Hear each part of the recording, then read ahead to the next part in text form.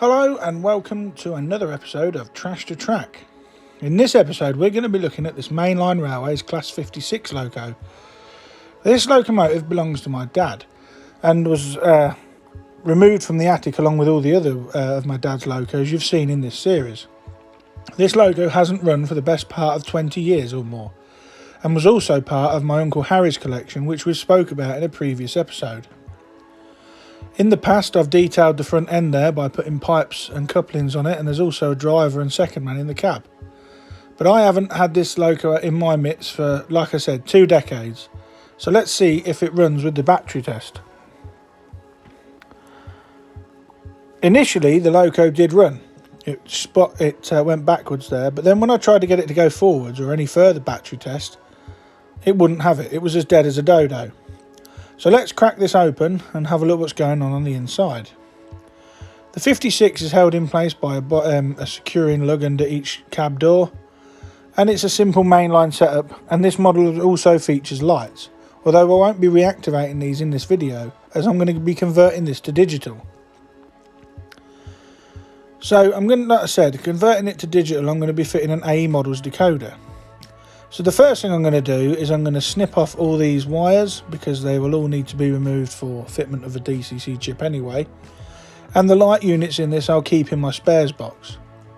Stay tuned to the channel, as what I'm going to do is this is a bit of a part 1 for this 56.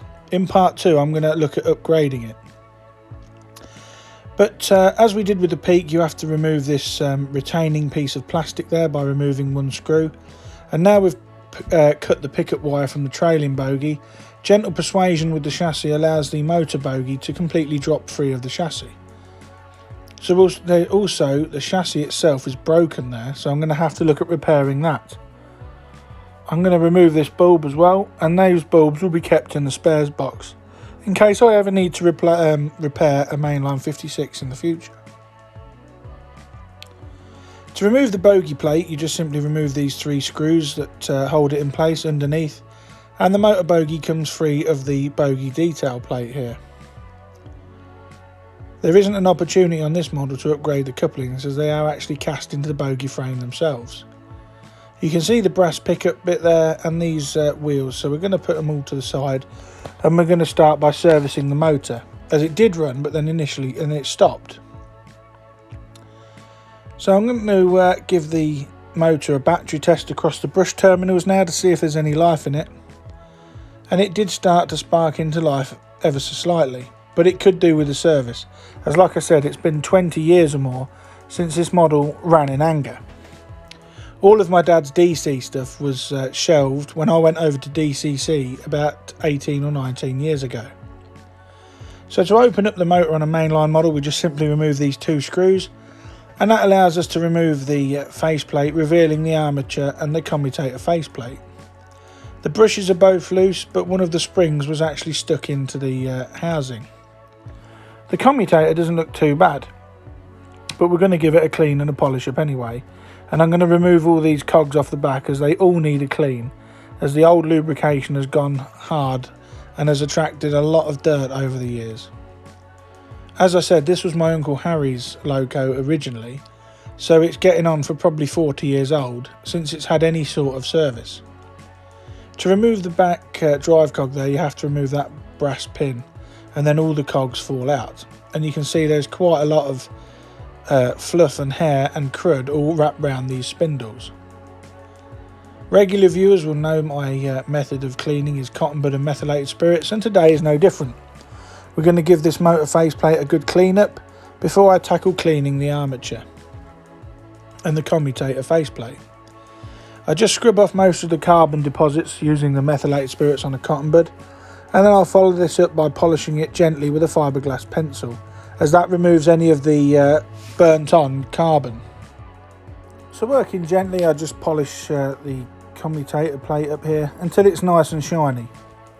On these mainline models, unlike Hornby models, there are no gaps in between the commutator plates to clean out with a toothpick. They're pretty much flat, so the carbon build-up there is removed during this method. I then give it a final polish with a cotton bud and meth just to remove any fibres and any loose material off that fiberglass pencil. And then that's all cleaned. Now I'm going to clean the brushes just by running the end of a cotton bud with meths on them over the plate, just to remove any hardened bits of carbon or dirt. And then I'm going to clean the cogs off the back in the same way. And you can see there on that cotton bud all the old yellowing grease that has solidified on this model over the years. The motor faceplate needs a good clean as well. Just going to remove any carbon buildup in the brush holders there, and also remove any dust and debris from the outside. Whilst the soldering iron's hot, I'm going to remove all these remnants of the old wiring loom off these brush retainers. And then I'm just going to put a tiny amount of oil on the motor bearing there, and the one on the back was also lubricated. Now it's time to reassemble the motor bogie, and I put the brass springs into the brush holders first, followed by the brushes which sit into the springs using small locating pins on the end of the brushes. And then the whole motor was clasped together gently, making sure that the brushes were aligned with the commutator faceplate. And then once they were all in alignment, I screw the motor faceplate back into place. Now that that's all been done and I've screwed it back together, I'm going to give it a quick battery test just to make sure that everything's working. But I won't be able to tell if it is moving other than the sound. So what I'm going to do is I'm going to put the cogs back in place so that you guys at home can see that it is moving. I'm also going to put a small amount of silicone grease, and it looks like I'm running out of this stuff, so I'm going to have to get online and order some more. But using a cocktail stick, I put some grease on the drive cog that is hidden inside there on the end of the motor shaft, and I also grease up the cogs because, like I said, the cleaning has removed all the old lubrication, and it isn't advisable to run these models with no lubrication at all, as it will just wear the parts out faster. The brass pin is put back in place with finger pressure, and then a battery across the motor terminals, when I can get it to line up properly, that is, as they're quite close together on this model, so it's not an easy thing to do. The battery terminals are actually too far apart really to give this a proper test, but once I actually get it in alignment, you can see the motor was turning there. I'm just going to bend that down slightly just to no, it's not having it, so what I'm going to have to do is use a controller. But I'm going to turn the attention to the drive wheels now, and you can see that the plating is coming off the wheels because this model is so old. But for purposes of this video, I'm going to give the wheels a good clean up anyway. The traction tyres I must have replaced not long before this model went into storage, as they all seem to be in good order. They're not cracked and they're still really tight in the rims of the wheels, so I'm going to leave them as they are. These Mainline 56s were also produced by Dapol and then later Hornby, so getting spare wheels or new wheels for this model should be easy. I'm just going to clean up the pickup brass there that goes in the motor bogie as well, and I'm going to polish up the ends with this fiberglass pencil, and you can see how nice and shiny that brass has come up. Like I said, this is going to be a bit of a two-parter, this one. Once I've reassembled this model and got it working, I'm going to do a further video showing how to add extra pickups, and I'm also going to weather and detail the 56 just to see what we can do with these budget models. But indeed, that won't be a trash to track, that'll be a separate video to look out for in the future. So I'm just giving the bogie frames a clean up now, as there was a lot of hair and dust inside the bogie frames, as you can see on the end of the cotton bud. So it's worth cleaning it all out as we're doing a thorough overhaul. So all the loose debris was removed, as this will only work its way into the motor and onto the cog spindles if you don't get rid of it. And then once that was all done, the bogie frame was screwed back into the motor bogie, and then the motor bogie is pretty much done in regards to having a rebuild. I'm just going to put a small amount of oil on the gears there, as all the gears on the wheels had all the old lubrication cleaned off. And now we're going to turn our attention to the trailing pickup bogie after I've given the chassis a dusting down. And this looks like it's held in place the same way. That buffer beam there that I put on a few years ago actually looks quite nice, so I'm going to leave that how it is. Now there really is no need to take the bogie off this model because the wheels unscrew from underneath. But the amount of dust on it warranted it this time, so I undid it and then dusted all the debris off. I then unscrewed the motor bogey casing as we did before, and then all the wheels fall out, and it's basically a repeat of what we did before. All the wheels are going to get a good clean, as is the brass pickup part that you can see there. The two black lines are old lubrication where the axle has been pressed on it over the years, so this will all need cleaning off to ensure good electric conductivity. Again, using a fiberglass pencil and a cotton bud and meths, the brass was thoroughly cleaned, as were the axles on the trailing bogey, as they help conduct the electricity, like I said, from the track to the actual pickup wire. Once that was done, it was all reassembled by dropping the wheels in the same way as they'd been taken out. And then the bogey frame was screwed on, once I can get the wheels to stay in alignment, that is. And then the bogey frame was screwed back on in place. And then the bogey itself was put back through the chassis back into its securing place.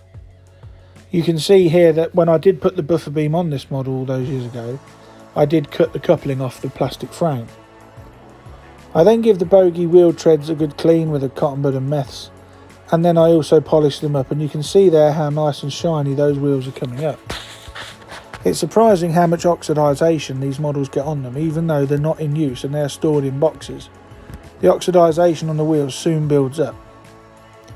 You can see on the end of that cotton bud just there how much muck there was on these wheels.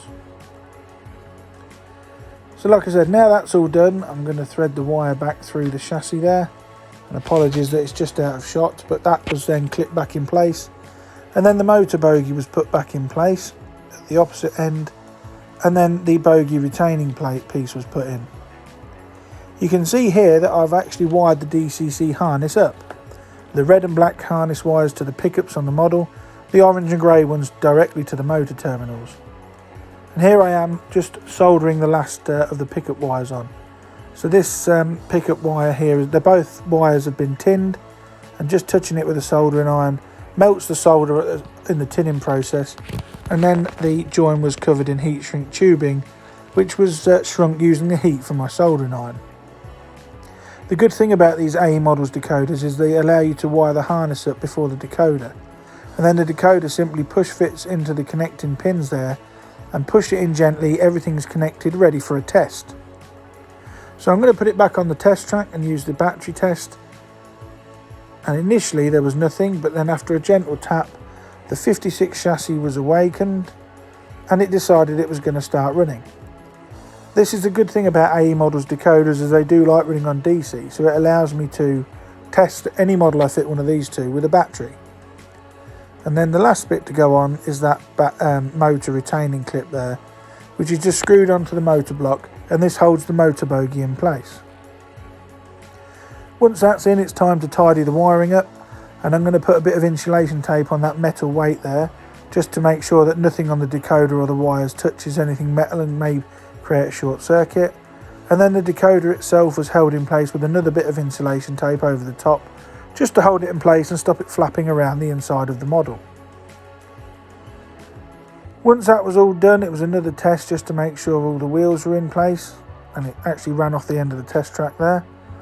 But this chassis is now running nicely, as before there was nothing and now it's running well. So I'm going to have a quick look at the body shell now. This has got some nicks and dings in the roof, a few scratches, but like I said, this is the first of two parts to this 56. In the second part, I'm going to weather the roof and try and hide some of the imperfections in the paintwork. Now that everything's done, I'm going to clip the body back onto the chassis, and with the aid of a cocktail stick, just get the securing clips in place in each of the door steps, and then we can look at seeing if we can get the model running on the layout. There's no turntable shot for this model, as when I was filming this back in December, the outside temperature was -5, and I really wasn't going to go out there to to film a turntable scene. It was simply too cold. For some reason on DC it just needs a bit of a tap to get going. Now here we are, we're seeing double. 56084 is my personal favourite 56 because of the mainline model, and when Hornby released this model about 5 or 6 years ago, I just had to get one. So a side-by-side comparison shows that the mainline model really does still stand up to detail scrutiny if you're looking for a budget replacement. You can buy DCC light kits for this, and that will feature, as I said, in the second part where I upgrade this 56 to more modern standards with extra pickups and weathering. If you've got a loco you'd like to see featured on Trash to Track, please email me on the email address that's on screen now, and we can have a look at getting it sent over, repaired and mended back into service, and who knows, it may feature in an episode all of its own. I'm going to leave you now with some shots of my old Uncle Harry's and now my dad's 56 running around my layout on a rake of MGR hoppers. Thanks again for watching Trash to Track. Please like, share and subscribe, and I'll catch you again in the next video. Bye for now.